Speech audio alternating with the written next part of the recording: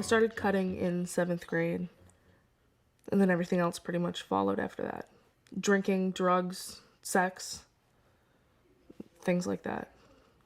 They just kind of all came shortly after that. Like, nobody else felt the way that I felt, and you tend to want to like push everything away when that happens. You want to be by yourself because that's the way you feel like you already are. She had repeated her freshman year and was on track to repeat it a second time.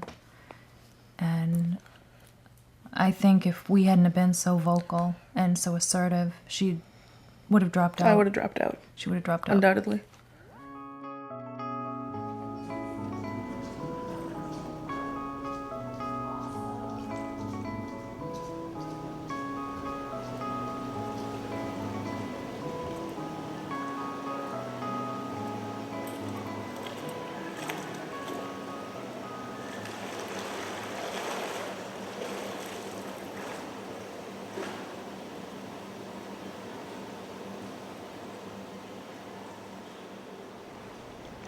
I love to swim. I will never stop swimming. I'm a really strong swimmer.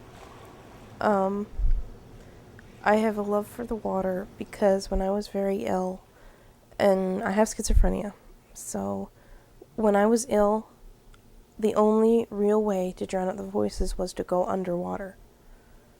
So I grew to love it, and I remember when they were so loud that I'd swim to the bottom of the pool and then hold my breath for as long as I could, just to get those 30, 40 seconds of peace.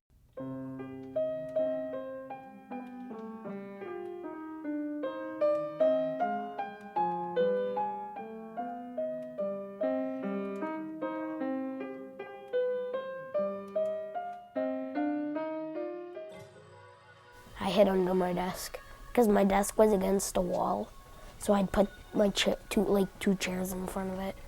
Under the desk, I would probably go in there for about, I think, a half hour usually.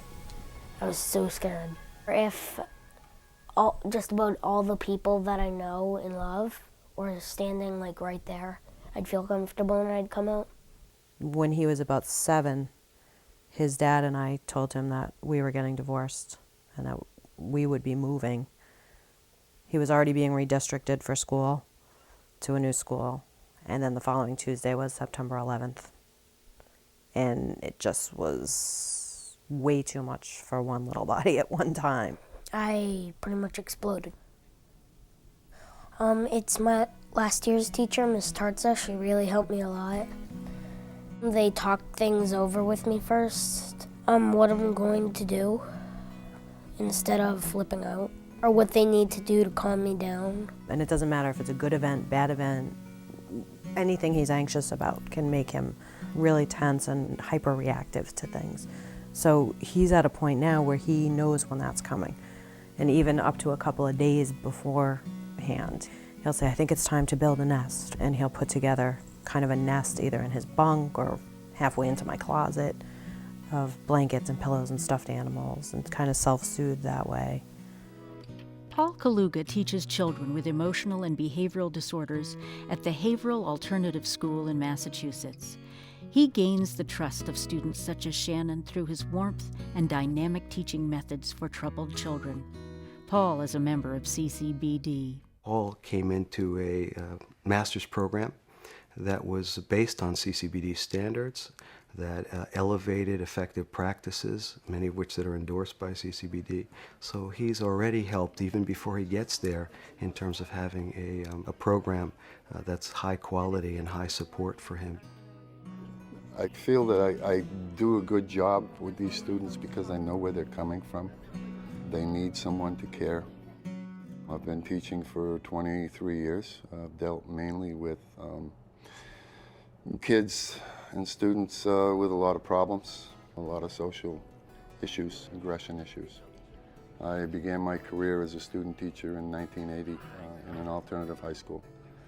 I went back to grad school, got certified in special ed, and Dr. Muscott took me a level higher.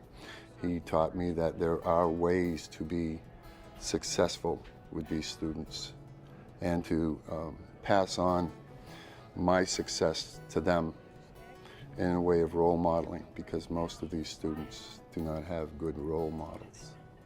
Shannon is a success story, as are a few other students here at this school. I didn't even think I was going to graduate when I went to Haverhill High. And now I've made up all the time that I've missed. I stayed back a year and a half. I missed a school. And I made it up, and I'm graduating when I'm supposed to with college credit. She's not just a number in my book. She's not just another person going through my classes who's going to graduate and I won't see him anymore. Because I don't think that will ever happen. He's more real. Like, he doesn't beat around the bush about things. He'll tell you the way things really are. Whenever I have like a problem or like a flashback or anything like that, he makes time for it. He actually cares about it. There are a lot of good teachers in public school system, but I think a lot of them are under a lot of pressure to teach to certain tests, and they have to gear their curriculum to that, and a lot hinges on that. And unfortunately, a lot of kids who don't fall into that pattern are going to fall through the cracks. For every success like Shannon's, there are scores of children who lack the resources they need.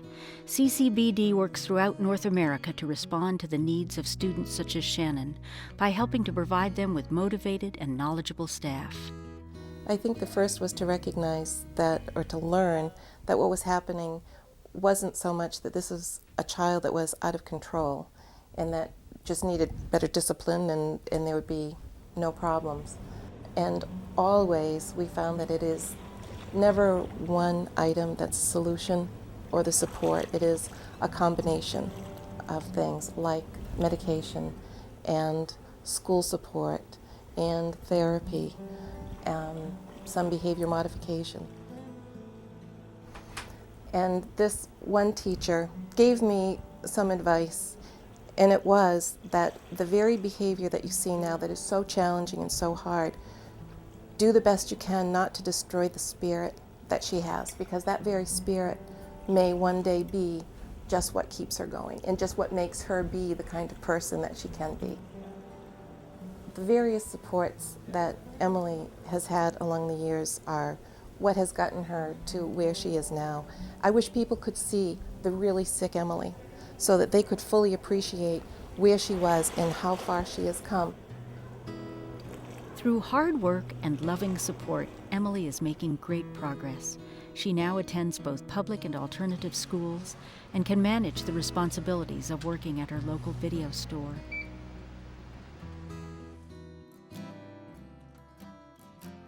Children with behavior disorders work twice as hard to make it through each day. With the right interventions, they too can lead successful lives at home, at school, and in the community. But they cannot do it alone. That's where the CCBD Foundation comes in. For more than 40 years, CCBD has helped replace the label bad kids with an understanding that these children have disorders that are legitimate and treatable. I was chosen to be the spokesperson for the Council for Children with Behavior Disorders Foundation. I'm proof that a troubled childhood can be overcome. CCBD is a respected leader in the field of education. They promote the most effective, scientifically based approaches to address behavioral problems. In communities throughout the United States and Canada, CCBD members are working to make life better for children and their families. Please help our children by contributing to the Council for Children with Behavior Disorders Foundation. Working together, we can make a difference. I am a firm believer that our aspirations for today's kids can be achieved. It takes a well-thought-out game plan, including managing behavior and teaching social skills. Never give up hope. Be patient. Thank you.